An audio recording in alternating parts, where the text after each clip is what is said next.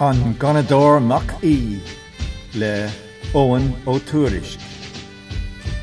I Mairlín amach dé sathran de chailimar an lá, nuair chéal an Ginearál Francach is a haidiúí an nád. Hí mar féin seanbhalacht os cór aram mhór an rí, gan éirí dé an tadachar san Gunnadóir Mac Aoidh. Do réib an líróidír an a barach tríd an éir, do bhfuil measc an fúidir le fuim mar erig dé. Ar díog cio an phléasca gur chlúdig sé an chrían, má rá go dó an tíran san Gunnadóir Mac Aoidh.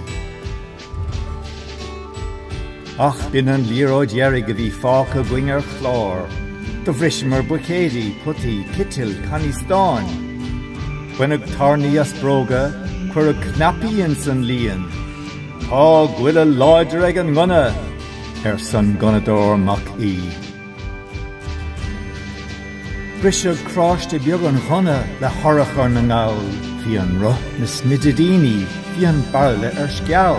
Tá léimdar chun gníomh, Tommy Páidí agus Liam, chuig é war ngóile fuí, san Gunnadóir Mac Aoidh.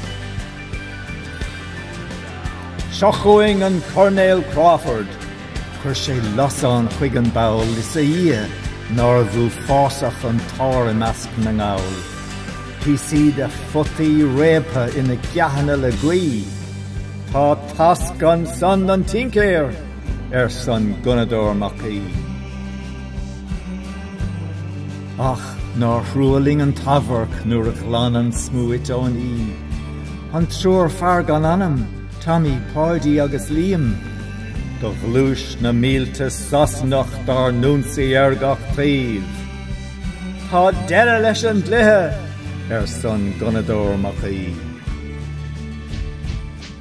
I Mairlín amach dé sathran de chailimar an lá, ach éocht an Gunnadóir beag trocht go lán bhrá.